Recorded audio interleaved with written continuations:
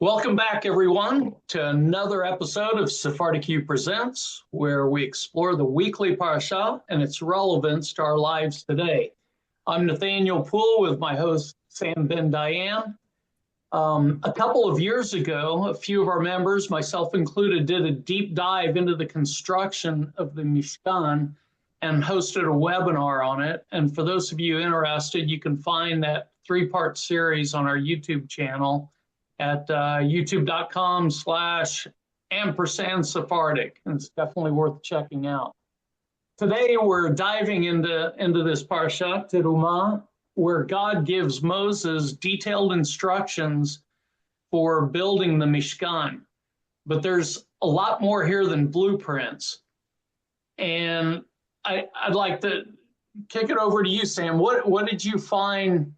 What detail in this parsha do you find the most intriguing or surprising?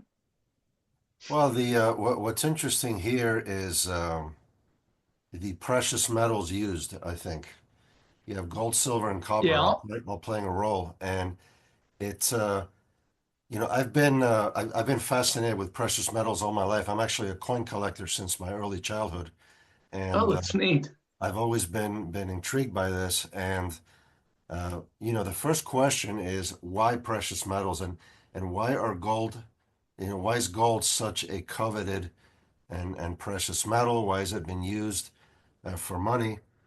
Well, where did it all come from? Remember, we just left Egypt. We're here now in the wilderness. Where did all these metals come from? Yeah, well, they spoiled Egypt, right? They actually asked their neighbors before they left, they asked their neighbors for objects of gold, silver, whatever, and Hashem made it so that they would give it to them. The Egyptians, of course, were terrified. On top of everything, they had just gone through the death of the firstborn. You can just imagine every single house with a dead person in it. I mean, it's unbelievable. So, how many people were there? Do anybody remember how many people left Egypt? What that number was? Was it 600,000? 600,000. No, 600,000 men of war. Yes. So there were the women, there were the kids. They're on top of that. More like 2 or 3 million, probably. Yes. So think of that. And I'm going to throw you some interesting facts here that we computed a couple of years ago when we did this. And it's perfectly relevant to what you're talking about with the precious metals. Here's how much and what today's value would be in that. You ready? So the Mishkan contained around 1,000 kilograms of gold. That's over a ton. Right? It's exactly 1 ton of gold. Today, that value based on gold being almost $3,000 an ounce equates to $65 million in today's market. Yeah. $65 million of gold for the Mishkan. How about the silver? 3,400 kilograms, which is worth $3 million. Copper, another 2,400 kilograms, not worth as much, but 20 grand. So imagine this community that came together and they're in the wilderness and somebody has the idea, let's build the Mishkan. Well, not somebody had an idea. God commands Moses, build the Mishkan. Here are the dimensions. Here's everything. Here's exactly how you build it to the detail. And imagine this community comes together and donates all this voluntarily, willingly. Yeah. So hearing these numbers, what do you think that says about... From every person whose heart is so moved. Mm-hmm. That's right. That's right. So you just jumped in front of me there, James, but it's perfect. I was going to ask, what do you think that says about the priorities of Bnei Yisrael at this time? And what would a community today give at that level for this spiritual project? I'll open it up. Well, all the very precious metals, when God speaks about to build it, He addresses the nation, ta'asu, and you will make. he involves everybody in the nation. They are going to give of the most precious metals on their own. Then the command is going to be on the ataz, pronounced the second person singular. But for the most precious metal that are going to the construction of the Holy of Holies, he addresses the whole community that responds with great generosity. Mm-hmm. And it is going, the rabbi said that the Mishkan built by Moshe Rabbeinu is going to outlast the one built by Solomon, which is the Haftarah, pending to this Parashat Terumah. To show that one was coming from the heart and the other came from slave labor and from the corvée. Wow. Great analogy. That's interesting. The sanctuary of the one built in the temple is going to last 480 years. The one of Solomon, 410. Well, do we remember who the craftsman was behind all this? You have Bezalel. Bezalel, That's right, Bezalel. And Oholiab. Right. And so, that's another interesting thing is how God gave them knowledge to do all these things, and this master craftsman's work. And so how did, what happened there that all of a sudden they became enlightened and were able to do this is also very interesting. And one is chosen from the tribe of Judah and the other from the smallest tribe of Dan. Again, a concerted effort, a unity for a God who is one. Yeah, and amazing. something very interesting about this time period is that all throughout the Tanakh, this moment and this specific time period where Israel willingly follows Hashem into the desert, they listen to the Ten Commandments, they say Naaseh v'nishma, they generously give for the Mishkan. This whole time period is looked back by Hashem fondly throughout the entire Tanakh.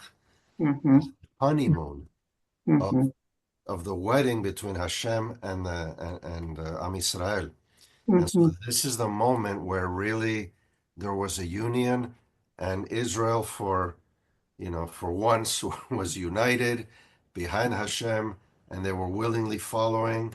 And Hashem many times said, I wish that their heart would always be like this, to follow me instead of, rebelling and things like that. So there's, we're always looking for parallels between the parasha and the real world that's happening to us. So the first thing here is all of a sudden President Trump and Elon Musk want to audit Fort Knox, the gold reserve, right? So that's one thing that's interesting. Oh, that is. What a coincidence that they want to audit the gold reserve in the same week as the parasha talking about gold. That is so good. Yeah, so that very good observation. Right. Wow, I didn't even hear that, but okay. Yeah, Sammy posed a question: did the Mishkan travel with them? Absolutely. That's why it was built. It was built for portability. Doesn't seem like it would be at 2,200 pounds, right? I mean, that's but it's heavy also stuff to lug. big. So Yeah, it's very large. Let's get practice. I'm sorry. Go on, Sam. No, I'm just saying it's like one of those. If you've seen like in the movies, one of those tents that people put up and take down when they're in the desert. It was like that, and of course there were thousands of Leviim to carry all the objects. Right. So yeah, a lot Amy, of. you wanted to say something? Jump in there.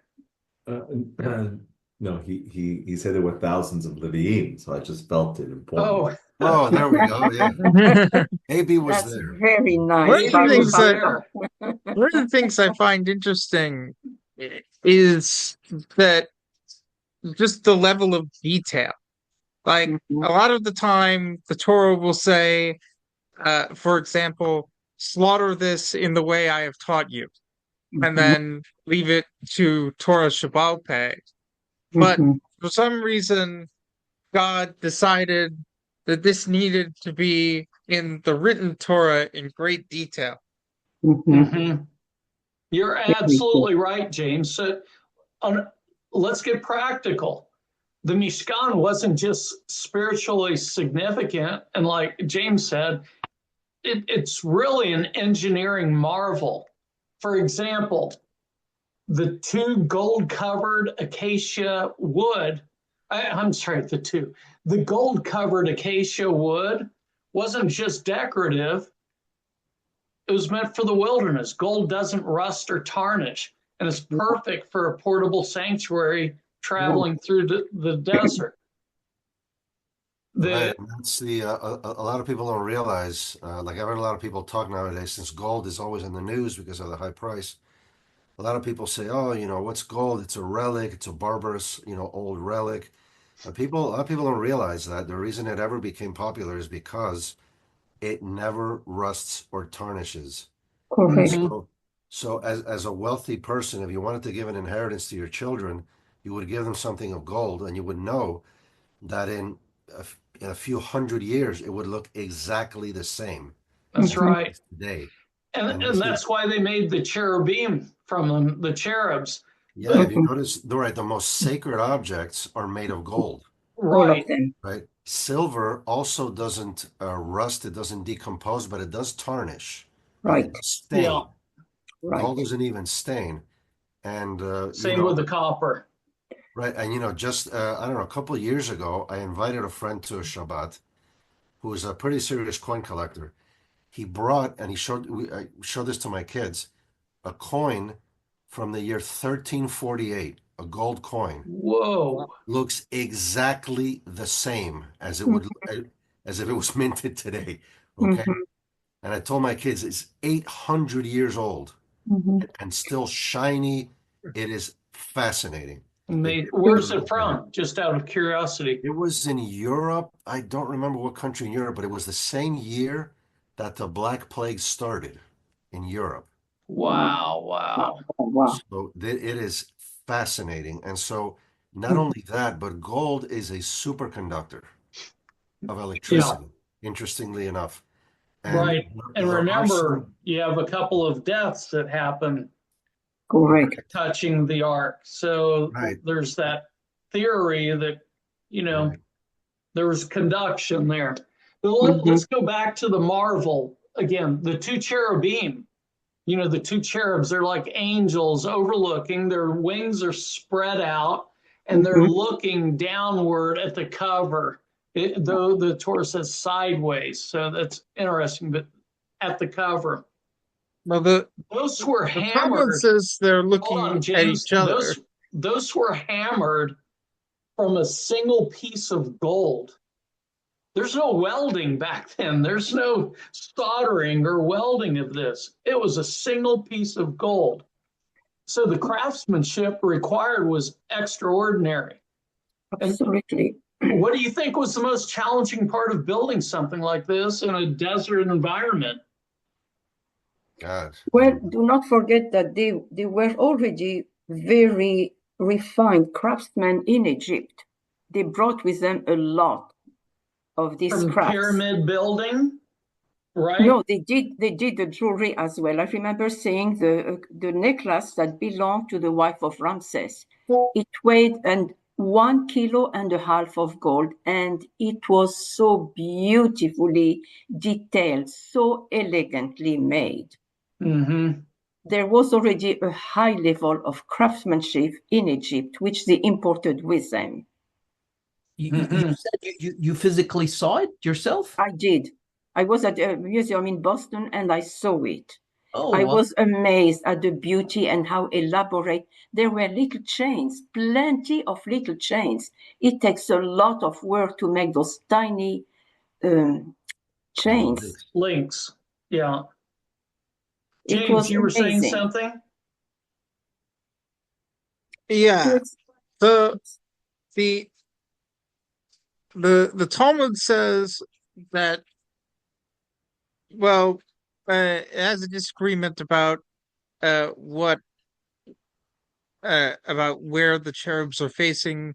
One sage says that their faces were turned one toward the other, and one says their faces were turned towards the house, slash sanctuary based on a verse in Second Chronicles. And it ends up with they are miraculously changing direction depending on God's relationship with the Jewish people. Which I This is feel strongly has a lot to do with the skill. I think this is all divine intervention. I think that Bezalel and Eliyahu, I think, yeah, they were very skilled inherently, but I think that just like the cherubim were facing certain directions based on Hashem's relationship with Am Yisrael, I think that all of this is divine intervention. It's just unimaginable what they were able to build. Yeah, and I wonder, James, when you're mentioning that, I wonder if what they did with the faces of the keruvim was some kind of I don't know what they call this in art, but like hologram effect. Yeah, it's like a perspective, like depending on how you look at it, it might be, looking. Which angle? Yeah, I thought the same thing. Yeah. But also like Abe's explanation. They were looking at each other, but they were facing each other, but looking down on the cover, because the cherubim the word cherubim comes from the Akkadian carabou, which means to look, to protect, to watch. They were always part of the buildings of the sanctuaries and the palaces in Mesopotamia. And the cherubim were looking up to the gods. The Torah wants them looking down. Again, the Torah has used something that was used and known in the ancient Near East world and sanitized it. Those cherubim always looked up to offer to the gods, and the Torah is going to make the cherubim look down upon the cover. Always submitted. I think we're assuming their heads are aimed down. They wouldn't have to necessarily be the heads looking down. It could be the eyes. Down. That's right. They look down. It was to show again their submission to God, since he is going to appear between the cherubim. They are submitting to him instead of paying glory, instead of looking up like the pagan cherubim did, because they were offering to the gods. That's another thing. Good. The way that you just explained that, it reminds me, there's a reason, Sam, I think, why they used all that gold. Why gold was a resource, because they're so ingrained in idol paganism. worship and paganism that is the source. So Hashem in his infinite wisdom said, you know what? Let's use what they're used to. Right. Let's reshape it into. I like that. They wanted their beliefs to last. That's a good observation, Amy. Yeah. I mean, that, and there are, stories, and there's occurrences where, as we mentioned before, this was the ark was a dangerous device, right? We saw when it was moved from Shiloh to Jerusalem, there was a person who touched it and he died right there on the spot. There was a lot of ritual around the day of Yom Kippur when the Kohen Gadol had to go inside by himself. There was a danger that he would not come out, that he would actually have to be pulled out. So he had a rope attached to him. So to the ankle. Yep. And so there was a lot of danger to this device. And so knowing what we know today, we know gold is a superconductor. We know that, there could have been something to that. There could have been some maybe electrical component to it or electronic, we don't know. But it's interesting that there's gold on the outside and wood on the inside, right? And the wood is obviously an insulator, right? It doesn't conduct electricity, but the gold is, and everything's completely overlaid in gold. So the inside was too, Sam. It was covered with gold inside and inside out. the ark, right? Yes. Inside and out. It was almost like bathed in gold, but the core of it was made of wood. And Right. so you have to wonder. I think there were many reasons why they used gold, right? You know, it lasts a long time. Mm-hmm. They obviously wanted some sort of electrical component to it, perhaps. And so there's that. There's what you mentioned, Navy. I think there's a lot of things, but it's interesting too how the most sacred objects are made of gold, and as you kind of move Right. outward, then it's silver, and then it's copper, and Correct. it's interesting. And there's also there's some interesting theories about copper as well. Copper, some ancient historians are saying that has a lot of medicinal properties. Like if you actually if you come in contact with copper, there's a lot of copper braces now out in the market. Yeah. You go to the pharmacy, and Well, we had also the snake, the serpent that Moshe Rabbeinu built copper, in order to stave off the plague when everybody started dying from the serpent's bites. right? Well, So Sam, that's an electrifying analogy. Some might find shocking. there you go. Alex posed a great comment here, a question in the chat. He wrote, "It's remarkable how God gave such detailed instructions on how to build the Mishkan. Actually, he said he had shown it to Moshe on the mountain. The other time God did this and gave the instructions and showed him something like this was to Noah on how to build the ark." True. So even some of the materials are the same, like the acacia wood, which we know was readily available in that area. And Alex asks, could there be any significant connection of Noah's Ark to the Mishkan, which was to be built thousands of years later? Well, interesting that they're both called the Ark, right? That's The true. Ark of the Covenant versus the Ark of Noah. I don't know why that is, but it's This is the only two examples. There is the ark, the Aaron of Noah, because God was saving humanity, and there is this revelation where God is going to elevate them spiritually. Only twice is the Aaron word: Aaron Noah and Aaron HaKodesh. Wow. Great catch, Alex. yeah. So Wow, interesting. here's a fact that struck me too. The ark, the Mishkan ark, not Noah's Ark, but the ark dimensions are 2.5 cubits long by 1.5 cubits wide by 1.5 tall. All involve fractional numbers.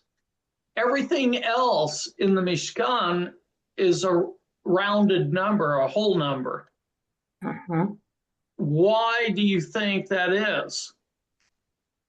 I'll tell you what I read, which was cute. I don't know how much weight it holds, but some scholars say that it shows that there's always room for improvement by a fractional. Well, I thought that was great at first, but then isn't the ark, the Holy of Holies, perfect? It holds the 10 Commandments. It holds Aaron's staff, the almond blossom. I mean, isn't it?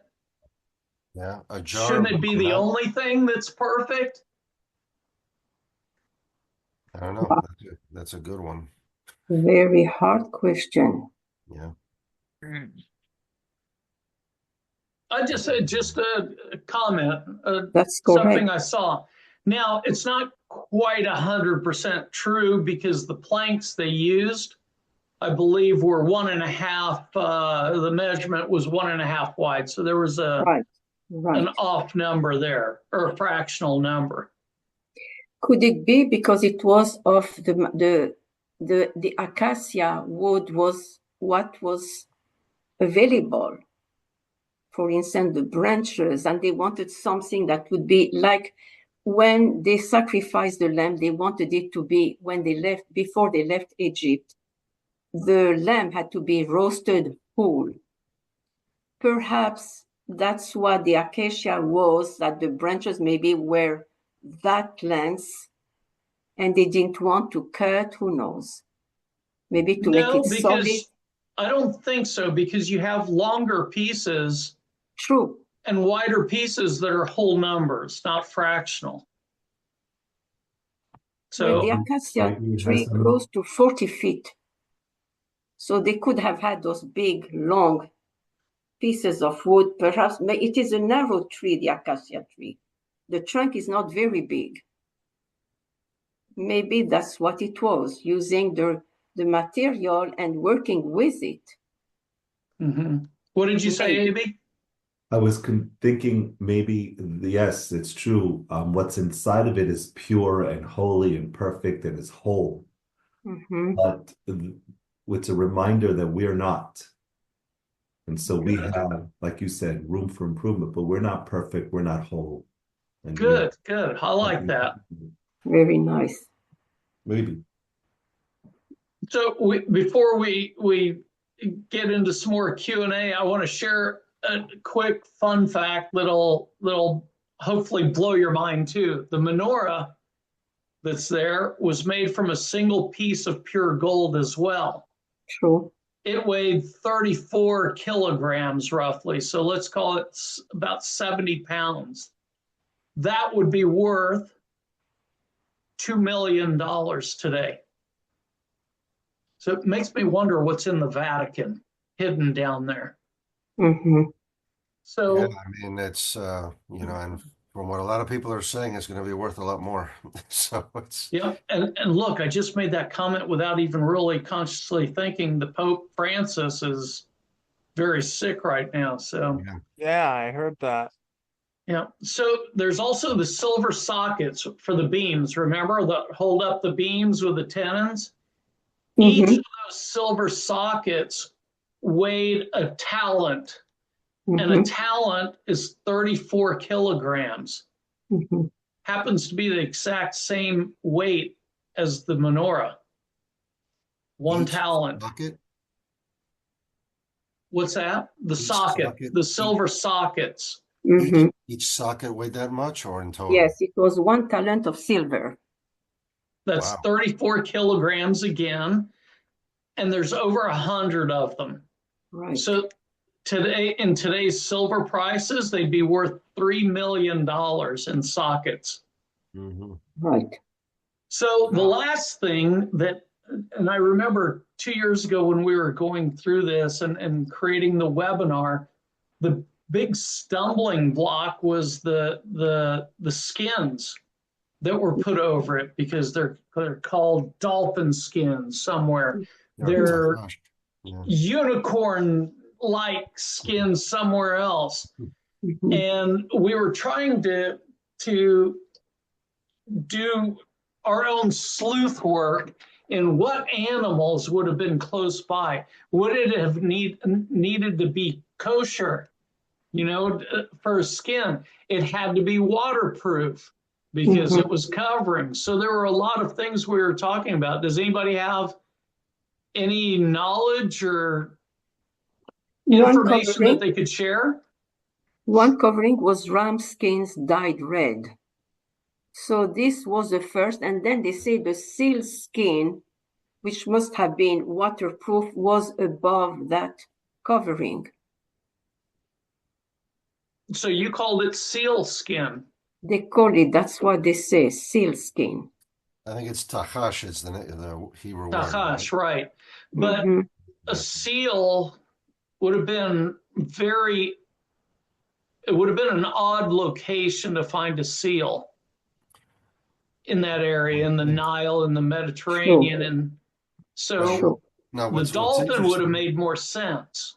Yeah, what's interesting is that to find a waterproof skin, if it's from a seaborne animal, it likely means the animal is not kosher, right? Because kosher animals have scales and not skins. You're talking like a shark skin. Yeah, like a shark skin or a seal skin. But those would rot over time. Yeah, I guess you would have to tan them and cure them. I guess, they had their methods of making them last. But a quick thing that popped into my head is, if the ram skin was underneath, ram is kosher, right? And then the unkosher would be on top. I just found that to be interesting. If in fact it's a seaborne animal skin. Apparently, Sadia Gaon and Avraham, son of Maimonides, both say that Takash skin was actually black leather. Okay.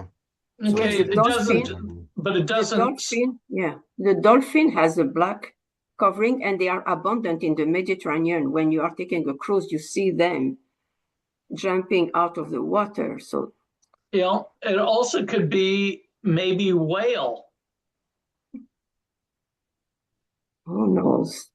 But to come back to for the kosher covering, don't forget that We didn't the have scarlet, kashrut. that the scarlet comes from an insect, and so does the blue blue one, dye. the argamon, are also from animals that are not kosher. Yeah, but I started thinking about this. We didn't have kashrut laws yet Not yet. at this time. True. That's right, actually, yeah. But of course, this we're not eating these things, right? These are for decoration, so maybe that's Right. True. But it'd still be mean to kill a dolphin. I mean, Kill lots of dolphins, apparently.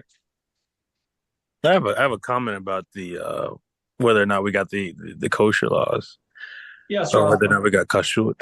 I mean, because we know that, especially with the building of the Mishkan, and even the inauguration of it, the consecration of it, we know that the laws that are written in Vayikra, like, they're kind of, I don't think we're to assume that they're all in order. Like, the building of the Mishkan plus the giving of the other laws. I think, there's the sages say there's no first and last in the Torah. There's sometimes there's, a mix of whether or not, what we're reading is in order. So I'm wondering if we got there, if they got kashrut laws somewhere in the mix of building and before they actually built it and inaugurated it, from when he got the instructions.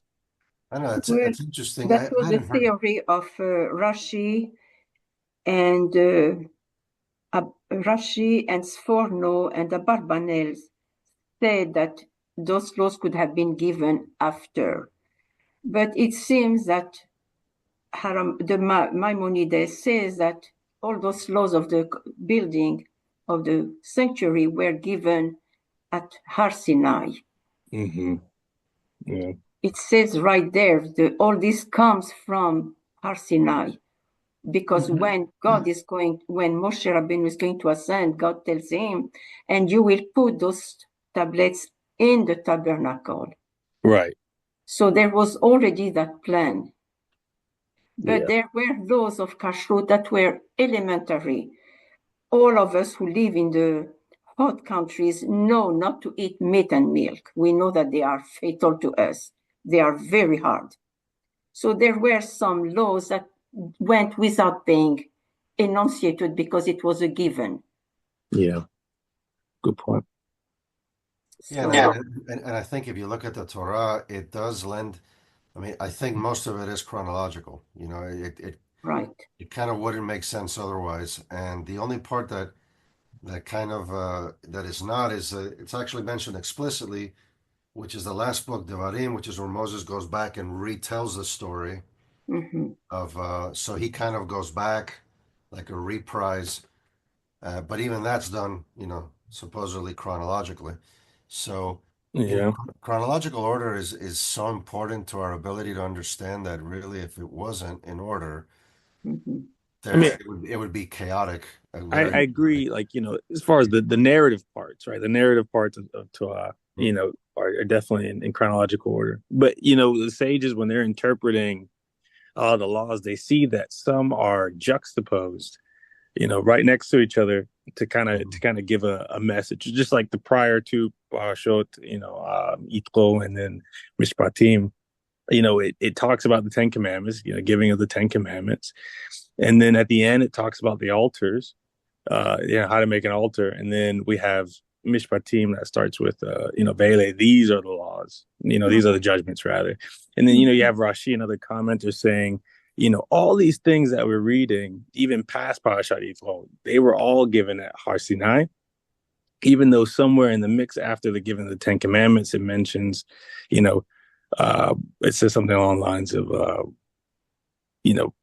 you saw that I gave you these laws. Like Hashem speaking to the people, you saw that I gave you these laws. But I think the narrative parts are definitely should be understood in chronological order. But the legal portions, the parts that are kind of cut and dry about, the building of the tabernacle, these are the kind of judgments that we're supposed to judge by. I think the sages understood that there's a thematic element to how they're written and kind of what they're next to. Okay, that's interesting. That is true. But there is also, when you study the Torah as a work of literature, you get used to a certain way of writing. That, for instance, when we are told about Abraham Avinu, for instance, after the story of Ketubah, we say that he died, and that was the end of it. The Torah likes to finish a story by putting, for instance, the death of Abraham, even though it happened much later. They want to conclude. It is the same with Yetro when they said, and he left. We think that later on he left. The Torah style is to conclude a story. Mm-hmm. Right, this is true. Like, for example, when Noah's death, actually Noah, was mentioned at his point in the story. It was mentioned that he lived so many years and he died after the flood. In point of fact, Noah, I believe, was alive during the time of Abraham. Correct. So he lived many, many, many years, right, in the future. Of course, he was one of the patriarchs that lived a very long lifespan. And then after that, the lifespan started to get shorter and shorter. But yeah, so in that aspect, yeah, it does do that. It is a Torah style. You have to, when you study it as literature, you understand how it works. The Torah concludes the life of somebody, since it's not going to be more important going on the story. So we conclude with him. Well, great points. And it's that time again where we've got to wrap things up in this podcast. Parashat Terumah. We've been given some hard data, engineering marvels, and historical context. And the Mishkan, we learned that the Mishkan wasn't just a structure, it was a symbol of national purpose and unity. And it reflects people's commitment to this communal responsibility. And so I want to wrap up and thank my co-host, Sam, and all of you for joining us, and those live, and those of you who are going to be listening to the podcast, please give us a like, share with us. And for more fascinating details, check out our 3-part Mishkan series on YouTube at youtube.com/@Sephardic. And join us next week for Parashat Tetzaveh, where we'll dive into the priestly garments, their symbolism, and surprising modern parallels. Until then, I wish you all Shavua Tov.